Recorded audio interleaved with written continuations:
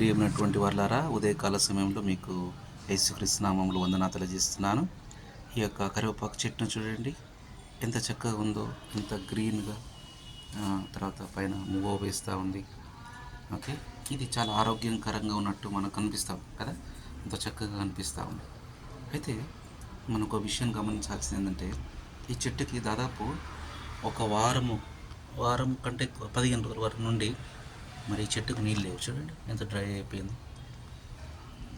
అందులో ఇసుక పడిపోయింది. అంత పని చేస్తున్నాం కదా, ఇసుక పడిపోయింది.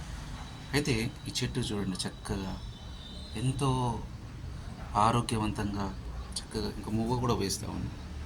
రైట్, మరి ఎండిపోయింది కదా కింద, అయినా ఎందుకు ఇలాగా అంత చక్కగా గ్రీన్గా పచ్చగా చిగురిస్తుంది అని మనం అనుకోవచ్చు.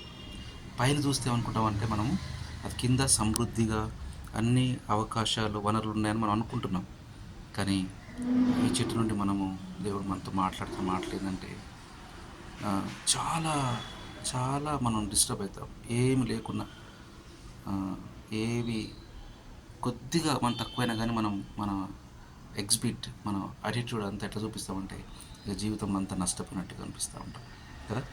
ఈరోజు దేవుడు మనతో మాట్లాడుతుందంటే, మిమ్మల్ని మీ పిల్లల్ని నేను పోషిస్తానని చెప్తున్నటువంటి దేవుడు. భయపడద్దు మనం, రైట్. మనం ఎన్నాడు కూడా నిరాశపడకూడదు. కొద్దిగా తక్కువ ఉండొచ్చేమో, అందాల్సిన వనరులు మనకు అందకపోవచ్చు, డిలే అవుతుందేమో కొద్దిగా. అయినప్పటికీ దేవుడు మనకి ఆయన చూస్తున్నటువంటి వాడు, తన యజమానుడు చూస్తున్నాడు.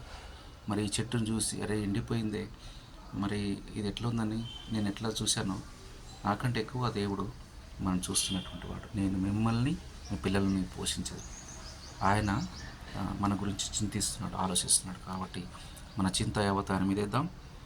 నీటి కాలువల యొద్ద నాటబడినటువంటి వాడు, నీతిమంతునటువంటి వాడు, ఎన్నడూ కూడా కదిలించబడడు. యెహోవాయందు నమ్మకం ఉంచినటువంటి వాడు బలము కలిగి జీవిస్తారన్నటువంటి వాక్యం ఎత్తుపట్టుకుందాం. దేవుడు మిమ్మల్ని మీ కుటుంబాలు దీవించి ఆశీర్వదించిన కాక. నిరాశపడకండి, దేవుడు మిమ్మల్ని బ్లెస్ చేస్తాడు. మిమ్మల్ని దర్శించే సమయము ఆసన్నమైంది. God bless you.